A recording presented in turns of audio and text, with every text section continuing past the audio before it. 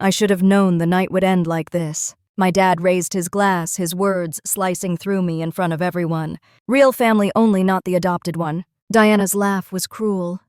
Eden's nod colder than the winter outside, and the room rippled with whispers that branded me an outsider. I kept still until the waiter set a leather folder in front of me, $5,270. I smiled as if the humiliation didn't sting, lifted my glass, and let them believe I was beaten. Then a voice behind me rose steady and unshakable. She will not be paying a dime. The moment froze in my mind like a photograph lit by flashbulbs. I had known humiliation my whole life, but this was different. Their voices, their laughter, even the way Eden smirked while her manicured hand brushed over her wine glass. All of it felt like a performance designed to cut me down. Yet, as the eyes of the entire room turned to me, I did not shrink. I had been preparing for this night for years, though they did not know it. Growing up in Chicago as the adopted daughter of the Highland family had always meant living in the shadow of someone else's expectations. My dad, Marcus, was a man of appearances, serious about business, serious about image. He liked to tell people that family was everything. Yet when the spotlight was on, he acted as if I were a footnote in his story. My stepmom, Diana, perfected the art of subtle exclusion, her voice dripping with politeness even as she reminded me that I was not her real child. And Eden, perfect Eden, was the golden girl. 4 years older, beautiful, confident, the daughter who could do no wrong. I remembered birthdays when Eden had received diamond stud earrings or a trip to Miami, while I opened boxes of sweaters on sale from a department store downtown. I remembered school plays where my dad left during intermission but stayed through every second of Eden's cheerleading competitions. The message had been consistent. I was tolerated, not celebrated. That December night at the Marlowe was not an isolated insult. It was the culmination of a lifetime of small dismissals, jokes whispered at my expense, invitations that came with price tags I could not pay. I remembered one Christmas when I was 16. Eden unwrapped a silver bracelet from Tiffany. My stepmom clapped with delight. My dad kissed her forehead. I opened a plain box with a scarf inside, and Diana said how practical Eva will need it when she walks to the bus stop. I had laughed softly, hiding the sting, because I had learned early that tears only made them prouder of their cruelty. As I sat at the long, polished table watching relatives exchange knowing looks, after my dad's declaration, the weight of years pressed down on me. Yet instead of breaking me, it steadied me. My fork felt heavy in my hand, my chest tight, but my mind whispered the same mantra it always had. Endure now, rise later. The waiter who had laid the bill in front of me glanced quickly at my eyes, then dropped his gaze as if he knew the secret the others did not. When I lifted the folder and saw the figure, $5,270, I almost laughed. It was an amount meant to humiliate, to remind me that in their eyes I would never afford to sit at their table. My stepmom leaned closer, her perfume sharp, her whisper just loud enough. Maybe you should excuse yourself, Ava. We would not want you embarrassed in front of everyone. Eden giggled, and the sound was like high heels tapping against marble, meant to punctuate the insult. I did not answer her. I let the silence fill the space between us, took a slow sip of my wine, and waited. The voice behind me came clear and steady, cutting through the room like the toll of a bell. She will not be paying a dime. I turned slightly, meeting the eyes of Mr. Bowman, the manager, who stood with a small line of staff behind him. Their uniforms immaculate, their posture respectful, every detail rehearsed to perfection. The room shifted. Conversations faltered. Forks clinked back to plates, and Eden's smile stiffened into confusion. My dad blinked his face, flushing with something I could not yet name. Part anger, part disbelief. Diana pressed her lips together, eyes darting between me and the manager, as if the script had gone terribly off course. This was only the beginning of the night, but in that first moment I felt the balance of power tip. The humiliation they had planned for me had already begun to collapse, replaced by questions, by doubt, by the creeping realization that maybe I was not the outsider they believed me to be. My mind traveled back to all the nights I had sat alone in my tiny apartment, downtown, counting tips from long catering shifts, scribbling business plans in a worn notebook while snow fell outside. Every smirk from Eden, every dismissive laugh from Diana, every time my dad chose silence over defense, had carved determination deeper into me. The band in the corner shifted into a softer carol, the melody of Silent Night floating through the tension-thickened air. I folded the bill carefully and slid it aside, lifting my chin. My voice stayed even steady, with none of the shaking I had known as a girl at their table. Thank you, I said, more to myself than to anyone else. Thank you for showing me exactly what I never wanted to become. The story of that night stretched back through decades of wounds, each one shaping the woman who now sat at the table unafraid. I remembered the first time I realized I was not truly one of them. It was a Sunday dinner when I was 12. The table was set with roast chicken and potatoes. Eden chatted about a school dance. Diana poured wine for my dad. When I spoke up about winning a science fair, Diana's smile froze. "That is nice, dear," she said. "Now Eden tells us about the boy who invited you." I had shrunk back into my chair, the words still in my throat. My achievement drowned beneath laughter about Eden's dress and hair. Years later in high school, I worked part-time at a bakery to save for college applications. Eden borrowed the car for shopping trips, while I walked home in the cold, carrying bags of bread. My dad once said he admired my work ethic, but he said it quietly in the hallway when no one else could hear. In front of Diana, he only asked Eden about her plans for prom. I learned to treasure the whispers of support, even when they came wrapped in cowardice. At the Christmas table in the Marlowe, I looked at him again. His eyes avoided mine, then returned quickly, searching, uncertain. For a second, I thought I saw regret flicker there. But regret did not erase words already spoken. Real family, only not the adopted one. That sentence would hang in the air for years, but it would not destroy me. The plates clattered as waiters cleared them, the scent of rosemary and roasted meat lingering. My hands rested calmly on the tablecloth, though inside my pulse beat steady and strong. I was no longer the child who wanted their approval. I was a woman with a plan, and the stage had only just been set. The memory of that night at the Marlowe stayed with me like a shadow that would not let go. Even after the guests had gone and the music faded, the words my dad had spoken still echoed in my mind. Real family only, not the adopted one. I replayed them lying in bed in my small apartment on Wabash Avenue, the city lights seeping through the blinds, the hum of traffic below. It was not the first time I had been cut down by my own family, but it was the sharpest. What surprised me most was not the sting of being excluded yet again. It was the calm that had come afterward. For the first time in my life, their rejection did not make me feel smaller. It lit something in me, a steady flame I had been carrying for years without realizing it. The morning after, I pulled myself from bed with swollen eyes but a firm resolve. The cold air from Lake Michigan cut through my coat as I walked to a corner coffee shop. I had been saving every penny from catering shifts, every late-night job no one else wanted. I opened my worn notebook and began sketching ideas for something larger. Not just scraping by, not just proving to myself I could work hard.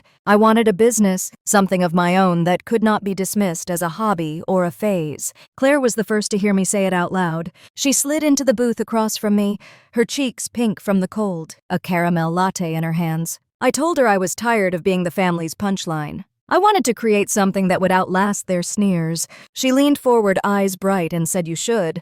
You've been planning for years. You have more drive than anyone I know." She reminded me of the nights she had seen me balancing trays at events, then coming home to type proposals until dawn. If anyone could turn humiliation into fuel, she said it was me. Her words mattered because Claire was the only person who had ever looked at me without the filter of comparison. To her, I was not the adopted one, I was Ava. Capable, flawed, stubborn, but worthy. That morning, as we sipped our coffees, the idea began to take root. Highland Events. The name came to me quietly ironic at first, since the family name had never embraced me. But I wanted to take it back, to shape it into something that belonged to me. I started small, just like I had always done. I printed flyers at the copy shop down the block, offered services to small offices and local fundraisers. My first jobs were birthdays and church banquets, nothing glamorous, but I treated every event as if it were a gala at the Ritz. I stayed up all night, ironing tablecloths, rehearsing seating arrangements, practicing how to negotiate with vendors twice my age. The first few months nearly broke me.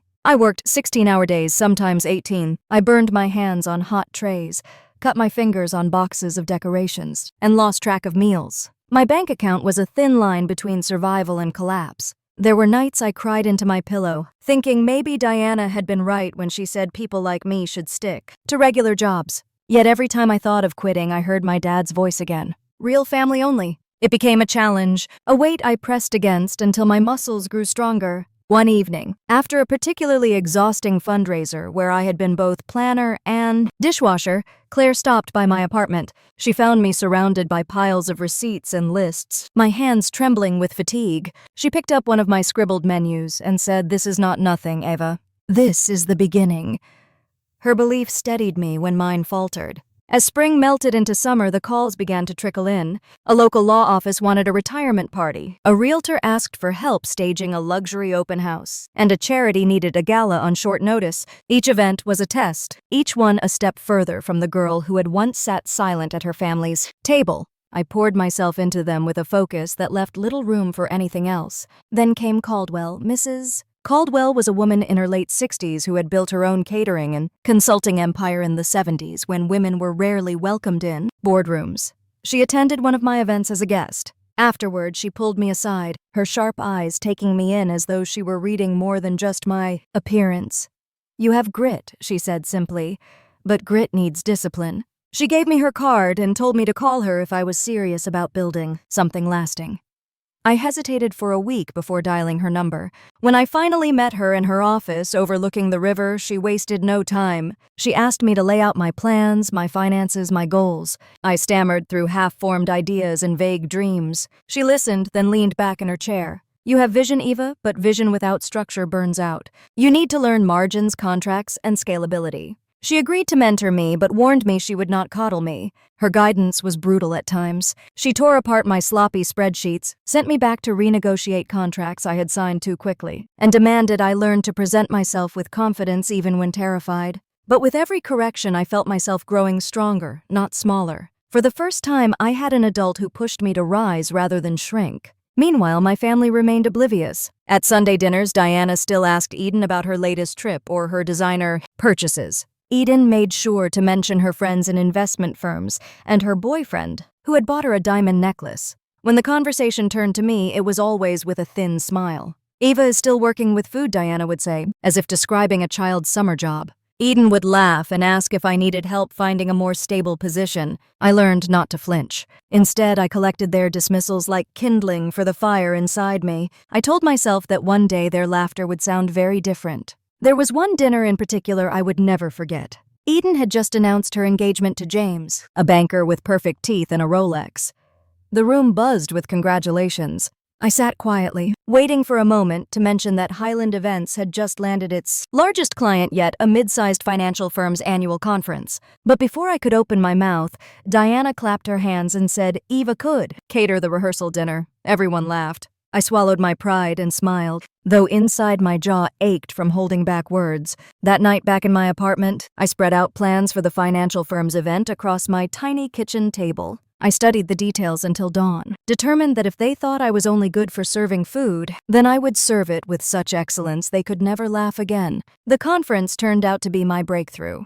200 guests, multiple days, strict executives watching every move. I directed staff with a steady voice, improvised when shipments ran late, solved problems before they erupted. At the end, the firm's CEO shook my hand and told me I had a gift. A week later, his assistant called to book 2 more events. Word spread slowly but steadily. Soon I had to hire part-time staff, then full-time. I rented a small office on Wabash Avenue, moving Highland Events out of my apartment. The sign on the frosted glass door with my name beneath it felt like a crown. One evening, as I locked up after a long day, Daniel appeared. He was a developer I had met during the financial conference tall, with an easy smile. He had been impressed by my composure under pressure and offered to introduce me to contacts in the hospitality industry. We began with coffee meetings about contracts and properties, but slowly our conversations drifted. He asked about my childhood, my ambitions, the scars left by my family's rejection. For once, a man did not look at me as a fragile outsider, but as a woman with power rising in her veins. By autumn, Highland Events was on the radar of local publications. One paper called me a young entrepreneur to watch.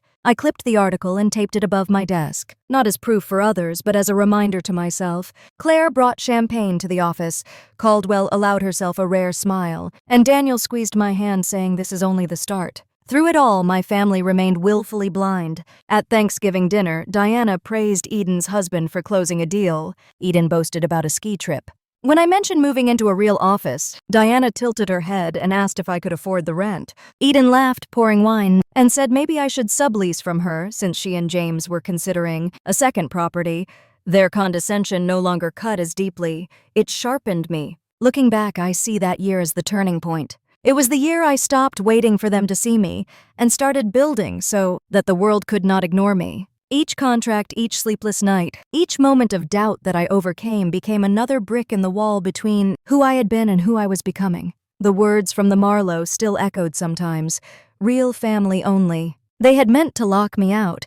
Instead, they pushed me to build my own door. As winter settled over Chicago once more, and lights twinkled along Michigan Avenue, I felt the fire inside me burning steady. The girl who once sat silently at her family's table was gone. In her place stood a woman shaping her own destiny, one event at a time. Snow had begun to fall again in Chicago, coating the sidewalks along Wabash Avenue in a thin layer of white. When I realized Highland Events was no longer a dream, I juggled between late night shifts. It had become real, something tangible, with a staff who looked to me for direction, and clients who called me by name, with trust in their voices. I had been moving so quickly I had not stopped to breathe, but one evening, as I stood outside my small office and watched the snow swirl, under the streetlight I felt it for the first time. I was building something no one could take away from me. The days that followed blurred into a rhythm of meetings, site visits, and endless phone calls. I hired my first full-time assistant, a young woman named Sarah who reminded me of myself at 20, hungry and determined. She had a habit of scribbling notes on the margins of every paper, her curly hair escaping whatever clip she tried to use. She told me after her first week that working for me felt different, that she saw in me what she wanted to become. Her words landed softly, warming a part of me that had gone cold from years of being dismissed. Claire continued to be my sounding board. She would swing by the office with takeout boxes when she knew I had forgotten to eat, her laughter filling the narrow space and reminding me that success meant little if you had no one to share it with. Sometimes we would sit on the floor surrounded by invoices and menus, and she would tell me that one day I would laugh at the nights we ate cold low, mine while planning galas worth hundreds of thousands of dollars. Mrs. Caldwell pushed me harder than ever. She invited me into meetings with vendors, forced me to practice pitches until my throat ached, and reminded me constantly that reputation was fragile. One mistake could undo months of work. Her sternness often left me exhausted, but beneath it, I sensed a fierce belief in me that no one in my family had ever offered. Daniel remained a steady presence. We had grown closer, not in a whirlwind romance, but in the quiet way two people discover each other over time. He admired my drive, but more importantly, he respected it. He never once told me to slow down or suggested I could not handle the weight I carried. Instead, he asked how he could help. Sometimes it was as simple as introducing me to a new contact. Other times it was listening when I admitted my fear of failure late at night. By the time spring arrived, Highland Events had secured contracts I had once only dreamed of. I found myself standing in ballrooms lined with chandeliers, directing teams of staff as though I had been born to lead them. I learned to anticipate problems before they happened, to smooth over disputes with a calm smile, to project authority even when my knees trembled. Clients began referring me to their friends, and slowly my calendar filled with bookings months in advance. Yet even as the world outside began to acknowledge me, my family remained the same. At Easter dinner, Diana praised Eden for hosting a charity brunch with her friends from the country club. She went on for 10 minutes about the guest list and the floral arrangements, never once acknowledging that I had coordinated an actual corporate gala with 300 guests the same weekend. When I tried to share, she waved her hand and said that sounded nice before turning back to Eden. I felt my jaw tighten, but I forced myself to smile. I had learned to swallow the hurt to transform it into fuel. I would not give them the satisfaction of seeing me wounded. Instead, I let my silence speak, knowing that every success I built was another brick in the fortress I was constructing around my dignity. There was a moment that night when my dad caught my eye across the table. He looked as if he wanted to say something, but he dropped his gaze quickly and lifted his wine glass. That was the rhythm of our relationship, a pattern of almost never becoming more. He had pride in me. I could feel it, but it was always hidden, always quiet, smothered beneath Diana's dominance. One evening in May, I stood on the rooftop of a downtown hotel after finalizing details for a summer wedding. The air was warm, carrying the scent of the lake. Daniel leaned against the railing beside me, his jacket draped casually over one shoulder. He asked if I ever thought about what drove me, what kept me working harder than anyone else. I told him the truth. I said it was not ambition alone. It was the years of being told I did not belong. Every sneer, every dismissal, every time my mom and sister laughed at me, it all carved deeper grooves of determination. I said I did not just want success, I needed to prove that their judgment had been wrong all along. Daniel listened quietly, then said maybe I had already proven it. Maybe the real question was when I would allow myself to believe it.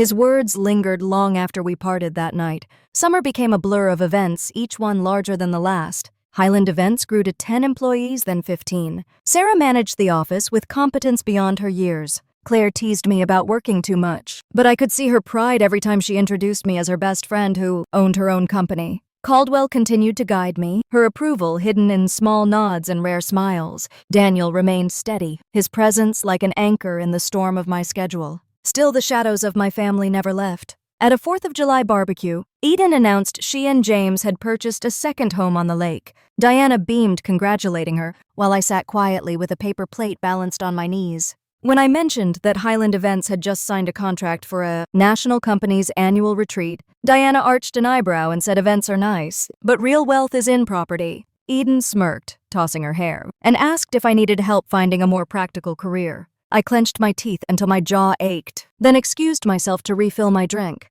As I stood by the cooler, Claire slipped beside me and whispered to ignore them. She reminded me that their blindness did not diminish my worth. Still, the sting lingered. The end of summer brought my biggest challenge yet.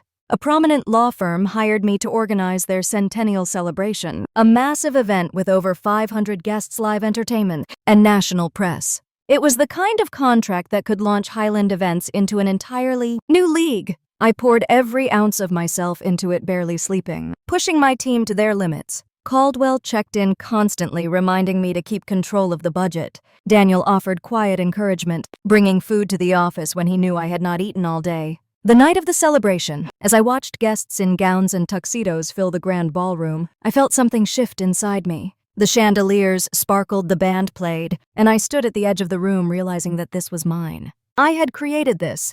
No one could laugh it away. Later that week, a magazine ran a feature calling me one of Chicago's rising entrepreneurs. They praised my vision, my tenacity, my ability to turn dreams into reality. I cut out the article and tucked it into the same notebook where I had once scribbled ideas in a coffee shop. When I visited my family for Sunday dinner, I placed the magazine on the counter hoping perhaps they would see. Diana glanced at it, then said Eden had been featured in a society page spread with her friends from the club. She compared the glossy photos of dresses and champagne to my article and concluded that both girls had accomplished something. My dad looked at me with something like pride, but he said nothing. That night, I drove back to my apartment with tears in my eyes. Not from their dismissal, but from the realization that I no longer needed them to see me. The world was beginning to see me on its own. By autumn, Highland Events had grown beyond anything I had imagined. We had contracts stretching into the following year, clients calling from outside the city, staff who believed in me with unwavering loyalty.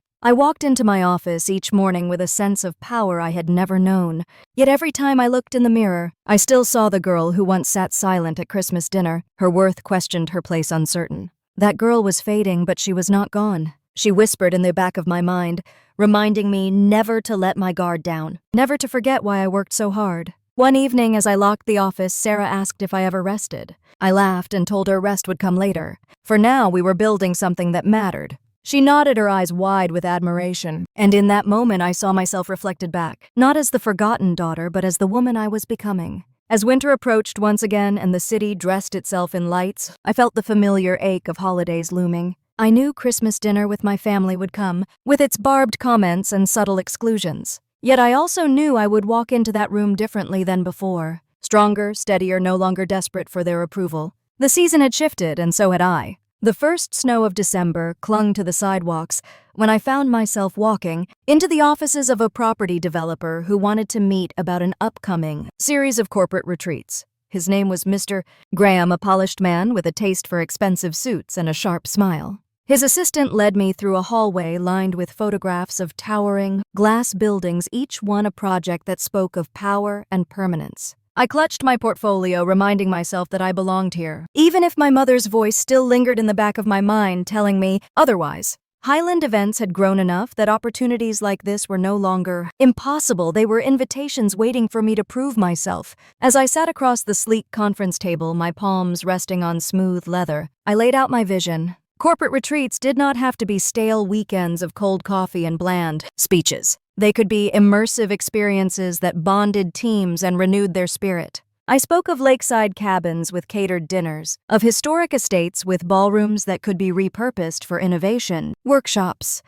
I talked until the room felt alive with possibility. Mr. Graham listened, nodding occasionally, his eyes steady. When I finished, he folded his hands and said my ideas were bold. Then he leaned forward and asked how I would handle budgets larger than anything I had worked with before. My chest tightened for a moment, but I steadied myself. I told him the truth, that my company had been tested with smaller events and had delivered consistently. I promised that scaling up would not compromise our attention to detail. I spoke with the conviction of someone who had lived under constant doubt, someone who had built her confidence in the fire of skepticism. When the meeting ended, his assistant escorted me out, and I allowed myself a small smile. I had not been dismissed. I had been taken seriously. That alone felt like a victory. Later that week, Claire met me for coffee at a cafe near the river. She listened as I recounted the meeting, her eyes bright with pride. She reminded me that not every door would open right away, but the fact that I was being invited into those rooms mattered. She teased that one day she would expect free tickets to whatever glamorous gala I was planning.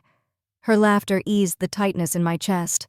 Yet beneath the joy of building something real, a familiar ache gnawed at me. The holidays were coming again, and with them the shadow of my family's table. I knew the pattern well. Eden would arrive in a glittering dress. Diana would beam at her. Marcus would raise his glass with carefully chosen words. And I would be the one sitting on the margins, tolerated but never embraced. The thought weighed on me, but I pushed it aside. I told myself that this year would be different because I was different. The weeks rushed by in a blur of deadlines and planning. Sarah stayed late at the office with me, scribbling notes, drafting schedules. She had a way of humming softly when she concentrated, a small tune that filled the room with calm. Sometimes I would glance at her and see a younger version of myself, eager to prove she was capable, desperate to be noticed. I promised myself I would never treat her the way my family had treated me. In the middle of the chaos, Daniel invited me to dinner. We had not seen much of each other, with our schedules pulling us in opposite directions, but that night we sat across a candlelit table, and he asked how I was really doing. Not the polished version, not the business owner's mask, but the truth. I hesitated, then admitted that sometimes I felt like I was racing against ghosts. That no matter how many contracts I signed or articles were written about me, the voice of my mom dismissing me still followed me. Daniel reached across the table and took my hand. He said the only way to quiet those voices was to replace them with my own, louder and steadier. His words stayed with me when the phone rang the following week. It was Diana. Her voice was as smooth as ever, layered with that false sweetness she used when she wanted something. She said Christmas dinner would be at the Marlowe again. Eden had helped with the arrangements. Then after a pause, she reminded me that the dinner would be costly, several $100s per person, and she understood if I could not afford it. Perhaps I might join for drinks after. My throat burned, but my voice stayed calm.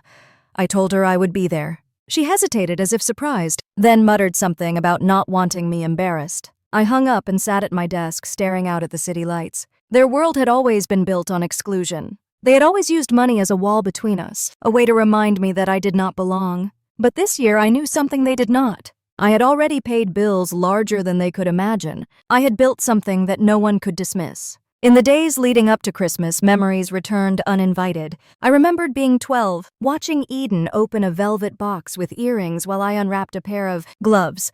I remembered Diana's offhand remark that at least mine were practical. I remembered being 18, my acceptance letter to college in my hand, while Eden showed off her new car in the driveway. Every moment stacked on the other until it felt like a tower pressing down on me. But as I walked through the decorated streets that December, the shop windows glowing with lights, I felt something shift inside me. I was not the same girl who had sat silently while they laughed. I was a woman who had built her own life brick by brick, even when no one believed in her. The night before Christmas dinner, I stayed late at the office. Sarah had gone home to her family. Claire had left a voicemail promising to call me in the morning. Daniel texted to say he was thinking of me. I sat at my desk, the soft hum of the heater filling the silence, and allowed myself to feel the weight of what was coming. I knew my dad would smile his careful smile, Diana would play her role, Eden would sparkle, and somewhere in the evening the old wound would open again. But this time I told myself I would not flinch. I stood and looked out the window at the city draped in white. Somewhere in those streets were the echoes of my childhood, the laughter that had excluded me, the whispers that had diminished me. But somewhere too was the future I was carving, the future where their approval no longer defined me. When I finally turned off the lights and closed the office door, I felt the snow crunch under my boots. The night air was sharp, but it filled me with clarity. Tomorrow I would walk into the Marlowe not as the forgotten daughter, but as a woman who had nothing left to prove. The story was not finished, but I knew the next chapter would unfold at that long, polished table where the past and present would finally collide. The morning of Christmas Eve arrived with a cold wind that rattled the windows of my apartment. I stood by the mirror, fastening the clasp of my black dress, smoothing the fabric over my hips, and felt the knot of anticipation in my stomach. Tonight would be the dinner that my stepmom had warned me about, the one she suggested I avoid for my own sake. Yet nothing could keep me away. Not because I longed for their approval anymore, but because I needed to stand in that room as the woman I had become, not the girl they had dismissed. I chose my outfit carefully. The dress was simple but elegant, paired with pearl earrings that had belonged to my grandmother. My heels clicked against the hardwood floor as I gathered my things. I carried a small clutch. Inside it, the business card of the hotel manager who knew exactly what had been arranged for tonight. I had made sure that every detail would unfold as I intended. Outside, the streets of Chicago glowed with strings of lights. Families hurried past, carrying bags of gifts. Couples laughed arm in arm. Children pressed their faces to frosted windows. For a moment, I envied them the simplicity of belonging without question. But then I reminded myself that my story was not about envy. It was about survival and creation. The Marlowe stood tall against the winter night, its stone facade illuminated by golden light. I paused at the entrance, taking in the sight. This was not just another dinner. This was a stage where the family who had always looked past me would finally be forced to see. Inside the lobby hummed with life. The scent of pine garlands mixed with the faint aroma of roasted meats from the kitchens. A pianist played carols near the fireplace, his fingers gliding effortlessly over the keys. Guests in gowns and tuxedos moved about, glasses of champagne catching the glow of chandeliers. The maitre d' greeted me with a polite smile. "Good evening, Miss Highland. Everything is ready." His words carried the weight of recognition, not the empty courtesy I had grown used to in my family's world. I nodded, thanked him quietly, and let my gaze sweep across the room. I spotted them near the staircase. My dad in a navy suit, his arm linked with Diana's, her red dress glittering under the lights. Eden stood beside them, laughing at something James had whispered. She wore emerald earrings that matched her gown, her blonde hair curled to perfection. They looked like a portrait of wealth and ease, the picture they had always wanted the world to see. I walked toward them, steady, each step echoing softly on the marble. Eden's laughter faltered when she noticed me. Her eyes flickered over my dress, my earrings, my calm expression, and her smile turned brittle. "You made it," she said, her voice carrying that familiar edge. "We weren't sure." I offered a polite smile. I wouldn't miss it. Diana gave me a glance that slid from my shoes to my face, her lips tightening. "I hope you understood what I mentioned on the phone.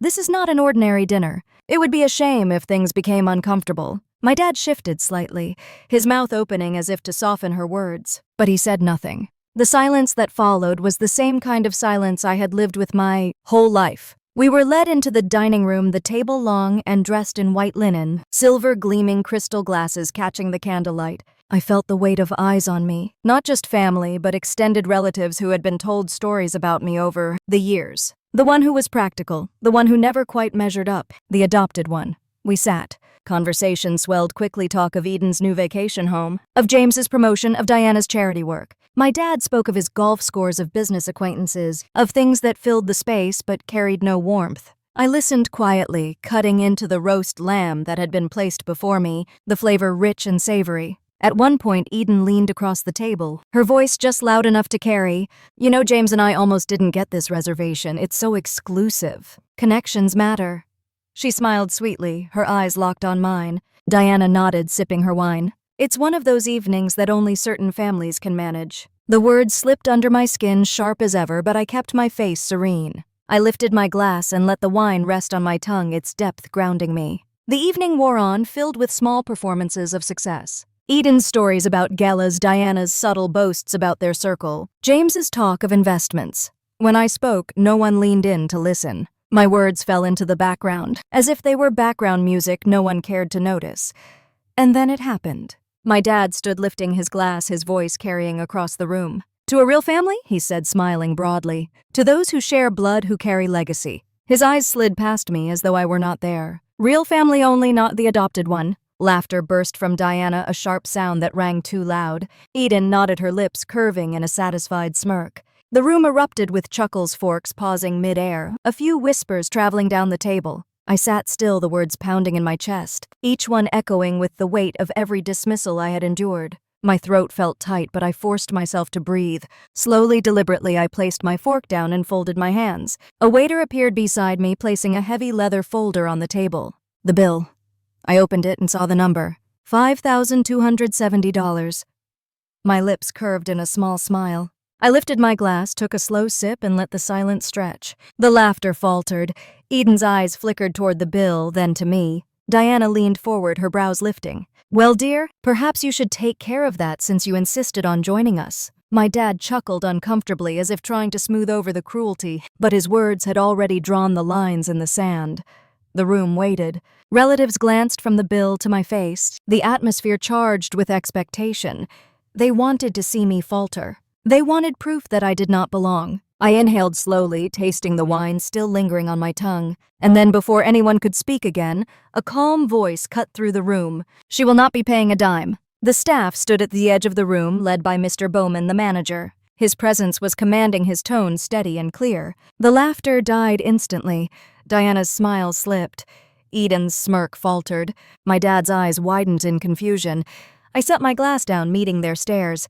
The performance had ended, and the truth was about to take its place. The room went silent after Mr. Bowman's voice echoed across the table. I had dreamed of this silence for years, the kind of hush that followed truth when it was no longer possible to ignore. Every relative who had laughed seconds before now shifted in their seats, eyes darting between me and the staff, lined up like a quiet army at my back. I let the moment stretch, savoring it, my pulse steady though my hands trembled slightly under the tablecloth. Diana's lips parted, her smile frozen in a mask that could no longer hold. Eden blinked, her smirk cracking into disbelief. My dad looked confused, his eyes flickering from the manager to me, searching for an explanation. Mr. Bowman inclined his head toward me with deference. Miss Hyland, everything has been arranged according to your instructions. The Sapphire Suite is ready, and the chef has confirmed the special order. The words rippled through the room. Miss Hyland, not Eva. Not the afterthought. A woman with authority, recognized not by family name but by position. My dad's mouth opened, then closed, as though the words stuck in his throat. Diana reached for her wine glass, her hand shaking just enough for me to notice. Eden leaned forward, her voice tight. "What is happening?" she tried to whisper, but the strain in her tone carried across the table. I lifted the bill folder and closed it slowly, pressing my palm over the leather. Then I looked at her, at both of them, and allowed a calm smile to form. "This dinner is not yours to control." Bowman gestured toward the doorway. "At your signal, Miss Hyland, the staff will proceed." I gave a small nod. The line of waiters moved with practiced precision, lifting dishes, pouring wine, resetting the table with polished silver. It was seamless, elegant, the kind of service my company had built its reputation on. Watching them, I felt a swell of pride. This was the world I had created, a world they could neither diminish nor laugh away. Relatives whispered, some leaning toward each other with wide eyes. I caught fragments of their murmurs. "Did you hear she arranged this?" "How?" Eden tried again, louder this time. "Ava, are you pretending to be someone you are not? Did you pay the staff to put on a show for us?" My chest tightened, but I held her gaze without flinching. "No pretending. This is mine." Diana set her glass down, her voice brittle. "Yours. What could possibly be yours here?" Bowman straightened his shoulders. "Mrs. Hyland, if I may. The event tonight has been organized under the direct authority of Miss Eva, Hyland, owner and operator of Hyland Events. Every arrangement has been coordinated at her instruction." The words fell like stones in water, sending shock through the table. For years they had dismissed my business as a hobby, something too small to matter. Now the truth stood before them in the form of trained staff and flawless execution. My dad finally spoke, his voice hoarse. "Eva. Is this true?" I turned to him, my throat tightening with emotion I had not expected. "Yes, Dad. Every detail tonight. It was me." His eyes softened, but Diana's sharpened, her jaw set. She forced a laugh that rang hollow. "So you have been playing games, arranging parties? That does not make you part of this family." The sting of her words should have broken me, but instead they steadied me. I sat taller, lifted my chin, and answered evenly. "It makes me exactly who I am, not who you say I am." The waiters returned with the next course, delicate plates of crab bisque, the fragrance rich and comforting. I had requested it because it was my dad's favorite. As the bowls were set down, I caught his glance and saw the faint shimmer of moisture in his eyes. He whispered thank you so softly that only I heard. The table quieted as spoons touched the bisque. For once, Eden had no clever remark, no snide comparison. Diana sipped her soup with rigid posture, her silence louder than any insult. The relatives once entertained by the spectacle now seemed to study me with a mix of curiosity and newfound respect. I let them eat. I let the silence linger. Inside me, memories crowded close, each one fueling the steadiness in my voice. Christmas, when Eden received a necklace and I unwrapped mittens. The graduation where Diana compared my exhaustion to Eden's glow. The family dinners where my successes were buried under conversations about someone else's vacation home. Each one had carved a place inside me. Tonight I was filling those empty spaces with something new. When the bisque was finished, Bowman returned with a leather folio. Inside were documents. He placed them gently on the table before my dad. Ownership records, proof of Highland events, contracts, financial statements, numbers that could not be dismissed as fantasy. Eden reached for them, her hand shaking. She flipped through the pages quickly, her face draining of color. Diana leaned over, her expression shifting from skepticism to something that looked like fear. My dad's eyes lingered on every page, his brow furrowing, his lips pressing together as though holding back emotion. Finally, he looked at me. "How long?" 7 years, I said quietly. 7 years of long nights and longer days, of being told it was impossible. The air seemed to vibrate with the weight of what had been revealed. Eden pushed the folder away, her voice sharp. "So what? You have money now. You think that makes you one of us?" I shook my head. "Money only makes you more of what you already are. It doesn't change who you are inside." The waiters returned with the main course, prime rib, cooked to perfection. Another dish chosen for my dad. The aroma filled the room, and for a moment the tension eased. My dad lifted his fork, his hand still unsteady, but his eyes locked on me with a pride I had not seen in years. Diana tried to recover her composure. She straightened her shoulders, smoothing the napkin across her lap. Her voice was quieter when she spoke, almost uncertain. "Why didn't you tell us I set my fork down? Would you have believed me if I had?" The question hung in the air. She pressed her lips together, unable to answer. Eden glared at her plate, stabbing at the meat without tasting it. My dad reached across the table and touched my hand lightly, a gesture so small yet so powerful. Tears pricked my eyes, but I blinked them back. This night was not about breaking down. It was about standing in my truth. The courses continued, each one carefully planned. The servers moved gracefully, the music from the piano drifting softly through the room. Yet beneath the elegance was a storm of emotions. My mother's fear, my sister's bitterness, my dad's dawning pride, my own mixture of relief and sorrow.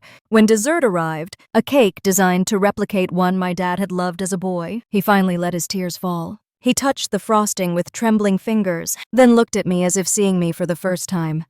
"Ava," he whispered, "this is extraordinary." I swallowed hard.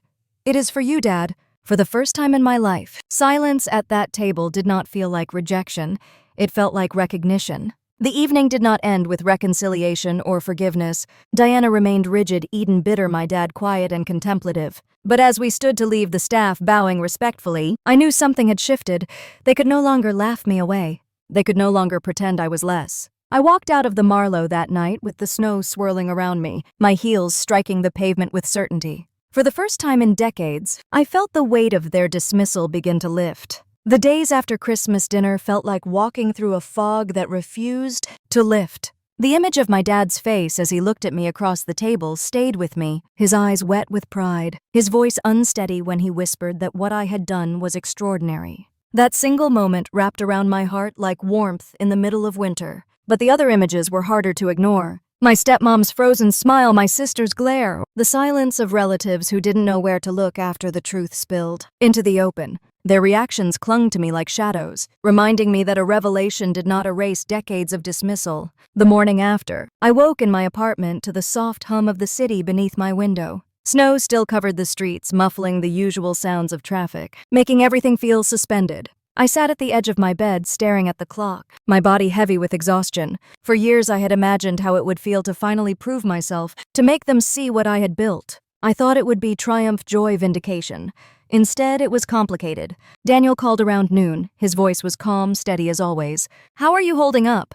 I told him I felt strange, like I had climbed a mountain only to find another peak waiting just behind it. He reminded me that truth has a way of unsettling people, that it wasn't about whether they applauded me in that moment, but about the fact that they could never again pretend I was nothing. His words soothed me, though I didn't fully believe them yet. At the office, my staff gathered after the holiday break, buzzing with stories of family visits and small dramas. Sarah handed me a coffee with a bright smile, saying she hoped I had rested. I returned the smile, but said little. Inside my mind replayed the dinner in fragments, the way the staff had aligned behind me, the hush that fell when Bowman called me Miss Highland, the look of dawning comprehension on my mother's face. It had been everything I once wanted, yet it left me with more questions than answers. Claire came by one evening with her usual energy, carrying takeout and her endless supply of encouragement. She asked me about this dinner, her eyes wide with curiosity. I told her everything, from the cruel words my dad had spoken in his toast, to the moment the bill landed in front of me, to the way the manager's voice cut through the room like a blade.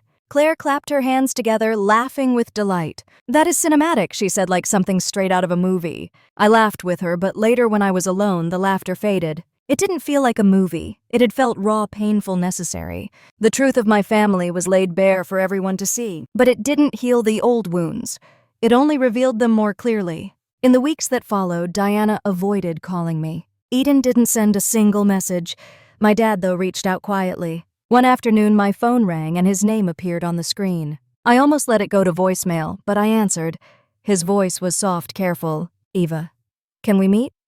We chose a diner outside the city, a place where no one knew us, where the sound of clinking dishes and murmured conversations gave us privacy. He looked older than I remembered, the lines on his face deeper, his eyes weary. When the waitress set down our coffee, he cleared his throat and said he owed me an apology. I sat still, my hands wrapped around the warm mug, waiting. He admitted that his words at the dinner had been cruel, even if he hadn't meant them the way they came out. He said he had been trying to impress relatives, to play the part Diana expected of him, and in doing so, he betrayed me. He confessed he had always known I was capable, but he hadn't fought for me the way he should have. His voice cracked when he said he was proud of me. For a moment, my chest ached with both relief and grief. Relief that I finally heard the words I had needed all my life. Grief that it had taken so long. I told him I appreciated his honesty, but honesty after so many years did not erase the silence that came before. He nodded, his eyes glistening, saying he understood. We talked for hours, not just about business or family,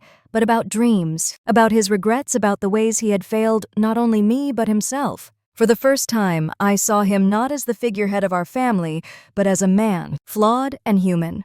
After that meeting, something inside me shifted. My anger at him softened, though the pain lingered. But with Diana and Eden, nothing changed. When I passed Eden at a charity event weeks later, she barely acknowledged me. Her smile tight, her words laced with contempt. Diana sent an invitation to a spring luncheon, but included a note about the contribution required, as if to remind me money was the true price of belonging. I tossed it in the trash. At Highland events, life surged forward. We landed a contract with a tech firm, planned a gala that made headlines, and expanded our staff again. Sarah blossomed into a leader. Claire became more like family than any blood relation ever had, and Daniel continued to anchor me with his quiet presence. Success flowed, yet I still carried the echo of Diana's laughter, Eden's smirk, the words "real family" only ringing in my ears. One evening, months later, I found myself alone in the office. The city skyline glowing beyond the windows. I thought of my younger self, the girl who had once hidden in her room after dinners where she was ignored, scribbling in notebooks about a future no one believed in. That girl had grown into a woman who could command a staff, negotiate with CEOs, and orchestrate an entire dinner to reclaim her dignity. I felt pride swell in me, mingled with sorrow for all the years wasted waiting for their validation. My reflection in the glass looked back at me, older, stronger, no longer begging to be seen. I realized then that my story wasn't just about revenge or even about proving them wrong. It was about reclaiming myself. The family who had rejected me had shaped me, but they no longer defined me. The chapter of that Christmas dinner was not the end of the story. It was the beginning of something new. A slow unraveling of old ties, a quiet rebuilding of what family meant to me. I still didn't know what reconciliation, if any, might come, but I knew I would never again sit in silence while others laughed at my expense. The city lights flickered in the distance, steady and constant, reminding me that life moved forward whether my family accepted me or not. I gathered my things, turned off the office light, and stepped into the cold night air with a sense of quiet determination. The past had spoken, but so had I, and my voice was finally louder. Spring arrived in Chicago with the scent of thawed earth and blooming magnolias, and with it came a shift I could feel in my bones. The winter of confrontation had passed, but its echoes lingered, reshaping everything I thought I knew about family and belonging. Highland Events was busier than ever, my staff hustling through projects that seemed to grow in both size and prestige, yet every success felt like a double-edged sword. Each new contract reminded me of how far I had come, while also stirring the old ache of how little my family had valued me. It was late March when my dad called again. His voice had grown gentler since our meeting at the diner, as if each conversation was an attempt to make up for years of distance. He asked if I would join him for lunch, just the two of us. We met at a quiet Italian place tucked on a side street, one of those restaurants with red checkered tablecloths and walls lined with photographs of celebrities who had passed through decades earlier. He looked tired, the way men do when they carry regret for too long. Between bites of pasta, he confessed that Diana had not forgiven what she considered a humiliation at Christmas. She told him I had staged the dinner to embarrass her and Eden, that I was trying to elevate myself above them. I stared at him across the table, waiting for him to defend me, to say he didn't believe her, but all he said was that he was caught in the middle. The old sting returned, sharp and familiar. I wanted to shout that neutrality was just another form of betrayal, that silence had always been his way of keeping peace while I paid the price. Instead, I set down my fork and said I wasn't asking him to choose sides. I was only asking him to see me clearly. His eyes softened, and for a fleeting moment I believed he did. Back at the office, life carried me forward. Sarah managed our growing team with confidence, learning how to navigate crises with the same calm I had once fought to develop. Claire continued to show up for me in ways that made me realize blood was not the only definition of family. Daniel remained steady, his quiet encouragement often the only thing that kept me from sinking under the weight of everything I carried. But the wounds my stepmom and sister left in me had a way of reopening at unexpected times. At a charity auction that spring, I spotted Eden across the room in a gown of deep blue satin, James at her side. She laughed easily, charming the crowd, her hand resting possessively on his arm. I had been invited as the planner of the event, not a guest. But when our eyes met, she tilted her head with that familiar smirk. Later, as I walked past, she leaned close enough for me to hear. "Not bad for an adopted stray." Her words slid into me like a blade, and for a moment I froze. Then I remembered the staff who depended on me, the reputation I had built. The truth I had already revealed. I straightened my shoulders and kept walking, letting her insult hang in the air with no power to bind me. But when I got home that night, I cried alone, the sound muffled by the hum of the city outside my window. In April, Diana called unexpectedly. Her voice was cool but controlled. She wanted me to know there would be a family gathering for Easter at their home. Eden would be there with James, and she said it would be a chance to put the unpleasantness of Christmas behind us. I almost declined, but something in me wanted to see how they would treat me now that the truth could not be ignored. When I arrived, their house smelled of roasted ham and sweet rolls, the table set with pastel linens and crystal glasses. Eden sat at the far end, her hand brushing James's sleeve as she laughed at something Diana said. My dad greeted me warmly, but the rest of the room fell into its familiar rhythm. Conversation turned quickly to Eden's plans for a summer vacation in Europe, Diana's pride spilling into every word. When I mentioned that Highland Events had just secured its largest contract, yet Diana nodded politely and changed the subject. It was as if she had heard the words but refused to let them mean anything. Later, as we cleared plates, she pulled me aside in the kitchen. Her voice was low, but her eyes were sharp. "You may have money now, Eva, but money cannot buy class. It cannot change blood." The words landed like ice in my chest.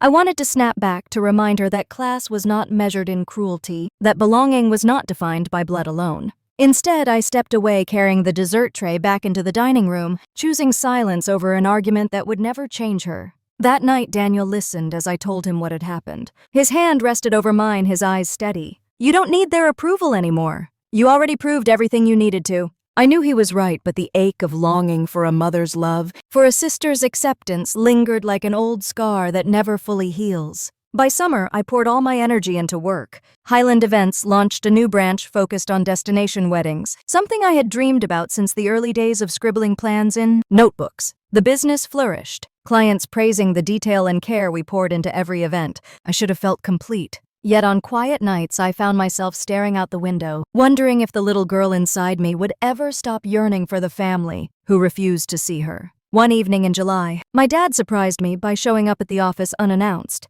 He brought a framed photograph of me as a teenager at a science fair, standing beside my project with pride in my eyes. He said he had found it while cleaning the garage. I looked at the picture at the younger version of myself who had been ignored, and I felt tears rise. My dad's voice cracked when he said he wished he had fought harder for me. I hugged him then, the bitterness in my chest softening for the first time in months. It was not forgiveness, not yet, but it was something. Life carried on with its blend of victories and wounds. Each gala, each event, each headline built my name higher in the world. But inside, I was still learning that revenge, while satisfying, was not the same as healing. My stepmom and sister might never change, but I was changing. I was becoming the kind of woman who could stand in her truth without apology. That summer ended with a rooftop event overlooking the lake. The skyline lit up against the night. As the music swelled and guests danced beneath strings of lights, I stood at the edge of the terrace, the wind in my hair, and let the quiet realization settle into me. I had spent years chasing their recognition, planning entire nights to force them to see me.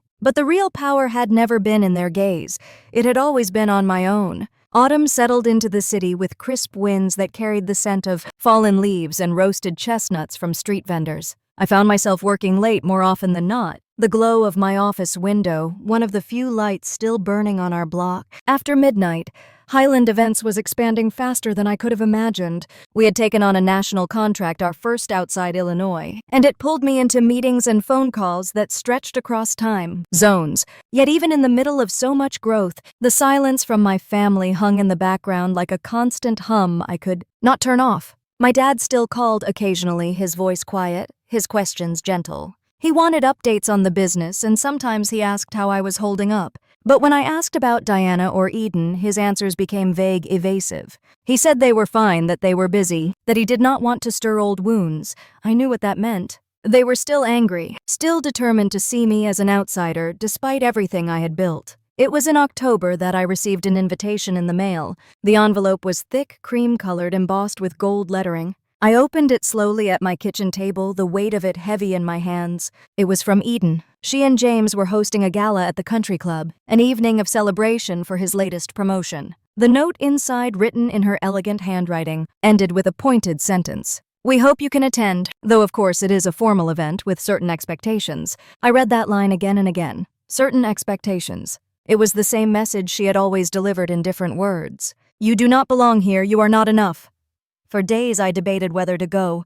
Part of me wanted to ignore it, to let her have her evening without giving her the satisfaction of my presence. But another part of me knew this was yet another stage, another chance to step into the light of my own making. Daniel urged me to attend. He said avoiding it would only give her power. Claire agreed, reminding me that sometimes showing up was the most powerful form of defiance. Sarah, ever loyal, told me she would help me prepare if I decided to go. So I went. The night of the gala, the country club shimmered with chandeliers and velvet drapes. The parking lot filled with sleek cars, the kind Eden always flaunted. I stepped out of mine in a gown of deep navy, understated but elegant, chosen to make me feel strong rather than to impress. Daniel walked beside me, his hand steady on my back, a silent anchor. Inside, the ballroom sparkled with crystal glasses and polished silver. Guests mingled, laughter rising in waves, the band playing soft jazz near the stage. I saw Eden across the room almost immediately, her blonde hair shining under the lights, her emerald dress hugging her figure. She was in her element, surrounded by admirers, James at her side, looking smug. When she noticed me, her smile faltered for just a second before she smoothed it into something practiced. She excused herself from her circle and approached. "Well, Eva, I did not think you would come." Her tone was light, but her eyes were sharp. I gave her a calm smile. "You invited me." She tilted her head. "Of course. I just wasn't sure if you could keep up with certain expectations." I let her words hang between us. Then I said evenly, "I don't meet expectations, I set them." For a moment, her expression cracked, but she quickly recovered, laughing softly before turning back to her guests. The evening unfolded with speeches about James's career, about his achievements, about their shared success. Diana was there too, glowing with pride, her hand resting on Eden's shoulder every time someone praised her. When my dad approached me quietly, his eyes carried both warmth and apology. He said he was glad I came. I nodded, but inside I wondered why he always whispered his support instead of speaking it where it mattered. Later during dinner, I found myself seated across from distant relatives who remembered the Christmas dinner at the Marlowe. One of them leaned forward, curiosity in his eyes. So Eva, tell us more about your company. Is it really true what we heard?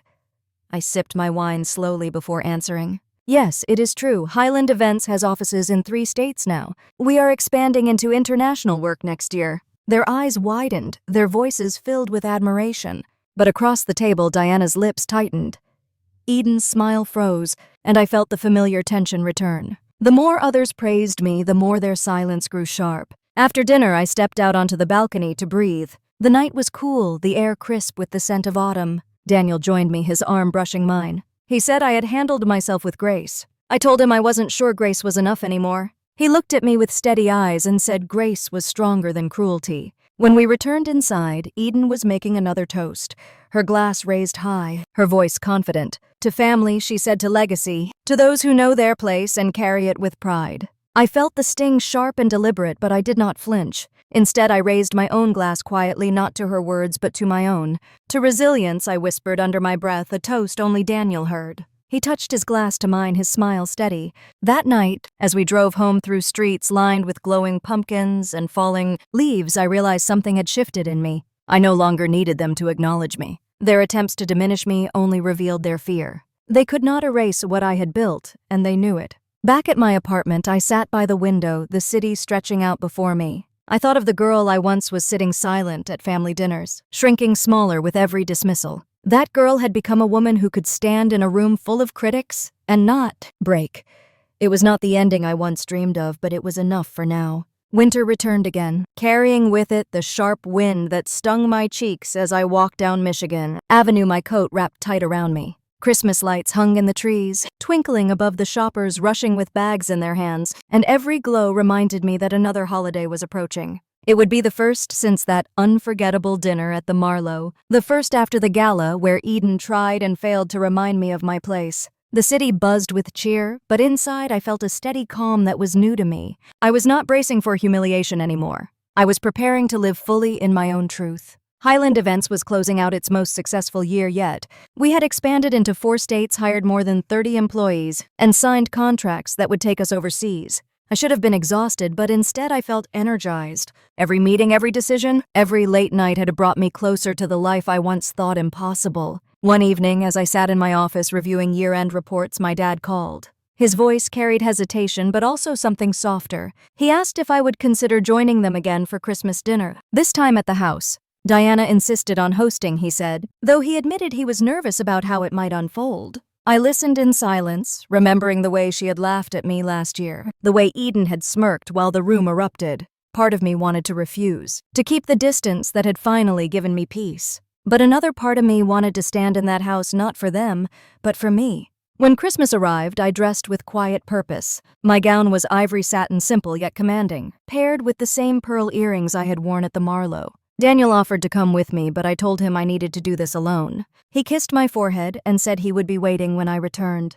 The house looked the same as it always had, the wreath on the door, the smell of roasted turkey and cinnamon inside. Yet stepping through that doorway, I felt taller than the girl who had once shrunk in its halls. My dad greeted me warmly, his hug longer than before. Diana gave me a polite smile, but her eyes carried the same guarded sharpness. Eden looked perfect as ever, her laughter floating in the air, but when her gaze landed on me, it faltered for the briefest moment. We sat around the long, polished table, the silverware gleaming, the candles flickering against the crystal glasses. Conversation began predictably, Diana praising Eden's latest trip, James boasting about his firm relatives, murmuring in admiration. I listened, eating quietly, not needing to compete for space anymore. Halfway through the meal, my dad raised his glass. His voice trembled slightly as he spoke. Last year I said words that I regret, words that hurt someone I love. Tonight I want to say something different. I am proud of my daughter Eva, proud of what she has built, proud of the woman she is. The room stilled.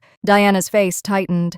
Eden shifted uncomfortably, but my chest swelled with a warmth that almost brought tears to my eyes. It had taken decades, but at last he had said it aloud. The rest of the evening unfolded without spectacle. There were still sharp glances, still the undercurrent of dismissal from Diana and Eden, but it no longer mattered. Their power had diminished the moment my dad chose to see me.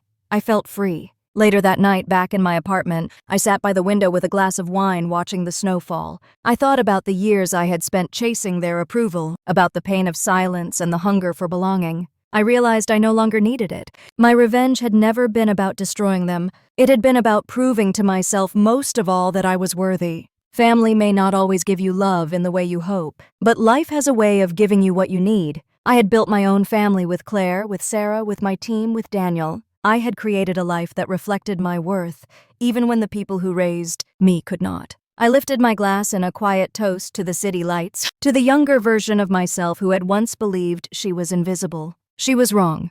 I had always been visible, always been enough. And to those of you listening now, I want to ask you something. Have you ever been in a room where you were made to feel less than, where family or friends tried to write your story for you? If you have, I hope my story reminds you that you can reclaim your power, that you can rise above their expectations and live on your own. If this story touched something in you, I would love to hear your thoughts. Share your own experiences in the comments, and let me know what moments in your life taught you your worth. And if you want to hear more stories like mine, don't forget to like, subscribe, and stay with me for the next chapter. The snow kept falling outside the city, glowing with holiday light, and I felt ready to step into the next season of my life with no fear and no doubt, only the quiet certainty that I was finally free.